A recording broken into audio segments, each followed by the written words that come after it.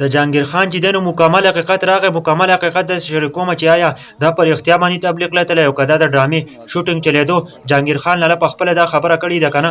ویډیو را سره مکمل ګورئ تاسو به هم پته ولګي. په سوشل میډیا باندې دا ډیره ویډیو وایرل لا چې جانگیر خان لاله چې دنو هغه چې دنو فلمونه په حاشیه نه پریخو دی دغه نه پس چې دنو هغه په سلون میاشتو کې لاړ. ملګرو سټ چې تاسو ویډیو ښکاری په ډیر خسته انداز باندې ښکاری دا کومه ګیره چې لګول کنه نو د هم نقلی لګول او د ډرامې شوټینګ چلیدو کنه په سلور میاشتو کې نه دتله. او جانگیر خان لا چې په خپل خبرې کړې دي کنه نو هغه سره هم واوري تاسو به هم حیران شئ. او دا کومه ګیره چې پرې خدای ډیره مزه وسره کوي. ټول خلک وایي چې الله پاک دې ول توفیق ورکړي چې دا فلمونه په حاشیه پریری او د دین طرف ته راشي کنه. اشه جانگیر خان لاله د خبرې هم واوري او زمونږ چینل ته نوی راغلی نو هم سبسکرایب کړئ.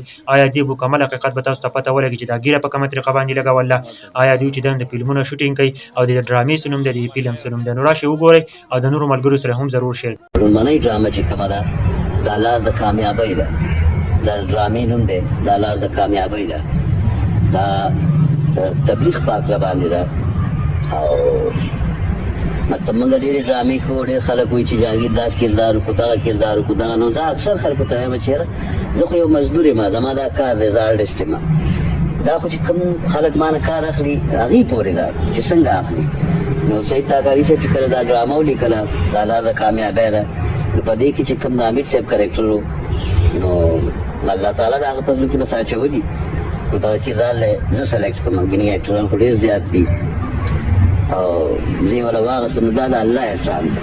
د الله احسان دی او مهرباني ده د الله نه. پس سید تاکاري چې دې کردار له زه واغېستم او زه دنیا ته وښولی شوم چې یاره موږ که دغه کارونه کوو نو دا کارونه هم کوو د دین دپاره هم کارونه کوو. او په دې ډرامه که څوک یو قسم موږ سره شو نو تر قیامت هم کامیابی دی انشاءالله.